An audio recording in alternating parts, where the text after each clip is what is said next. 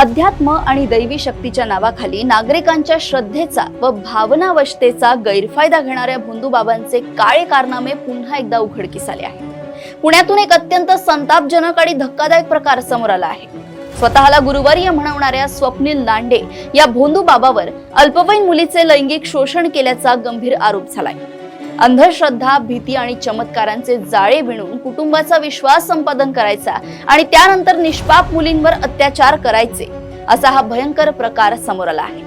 या प्रकरणी बिब्बेवाडी पोलीस ठाण्यात पॉक्सो कायद्यांतर्गत गुन्हा दाखल झाला असून आरोपी बाबा सध्या फरार आहे। पुण्यातून अंधश्रद्धेचा आणि लैंगिक शोषणाचा अत्यंत संतापजनक आणि धक्कादायक प्रकार उघडकीस आला। दैवी शक्ती प्राप्त असल्याचा आणि चमत्कारांचा दावा करत लोकांच्या श्रद्धेचा गैरफायदा घेणारा स्वयंघोषित गुरुवर्य भोंदूबाबा स्वप्नील लांडे याच्यावर अल्पवयीन मुलीचे लैंगिक शोषण केल्याचा गंभीर आरोप करण्यात आलाय। बिब्बेवाडी परिसरात राहणाऱ्या स्वप्नील लांडेने आधी कौटुंबिक अडचणी व आजारपण दूर करण्याचे सांगून पीडित मुलीच्या कुटुंबाचा पूर्ण विश्वास संपादन केला। त्यानंतर पूजा व मंत्रोच्चाराच्या नावाखाली अल्पवयीन मुलीला स्वतःच्या मांडीवर बसवून तिच्या कानात मंत्र फुंकण्याचा बनाव केला आणि तुला कसलीही अडचण आली तर थेट माझ्याकडे ये असे सांगून तिच्यावर अत्याचार केले। या घटनेनंतर पीडित मुलीचे मानसिक समुपदेशन करण्यात आले असून बिब्बेवाडी पोलीस ठाण्यात आरोपी स्वप्नील लांडेवर भारतीय न्याय संहिता आणि बालकांचे लैंगिक अपराधांपासून संरक्षण कायद्यांतर्गत गुन्हा दाखल करण्यात आलाय।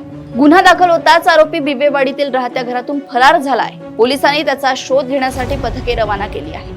तसेच या भोंदूबाबाने अंधश्रद्धेच्या जाळ्यात ओढून अजून किती महिला किंवा मुलींची फसवणूक अथवा शोषण केलंय या दृष्टीनेही पोलीस कसून तपास करतायत। पुण्यात श्रद्धेच्या नावाखाली चालणाऱ्या या भोंदूगिरीमुळे नागरिकांमधून तीव्र संताप व्यक्त होत असून अंधश्रद्धा निर्मूलन समितीकडून आरोपीवर जादूटोणा विरोधी कायद्यांतर्गत कडक कारवाईची मागणी होत आहे। याआधीही भोंदूबाबा अशोक खरात याचे महिलांची फसवणूक करणे आणि अश्लील व्हिडिओ प्रकरणी काळे कृत्य उघडकीस आले होते।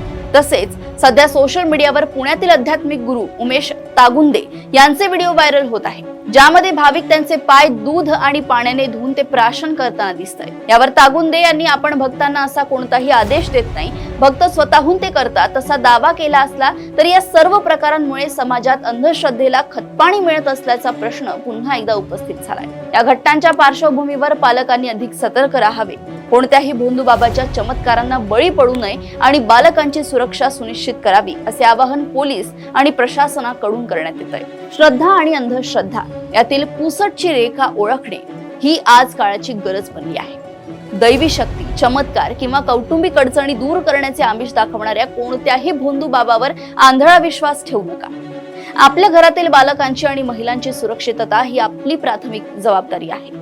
तुमच्या परिसरात असा कोणताही संशयास्पद प्रकार किंवा भोंदूगिरी चालत असल्याचे निदर्शनास आल्यास तत्काळ स्थानिक पोलिसांशी संपर्क साधा आणि अंधश्रद्धेच्या या विळख्यातून समाजाला बाहेर काढण्यासाठी सतर्क राहा। अशाच घडामोडी व अपडेट्स मी ऐश्वर्या आपल्यापर्यंत घेऊन येत राहील। तोपर्यंत बघत राहा देशोन्नती।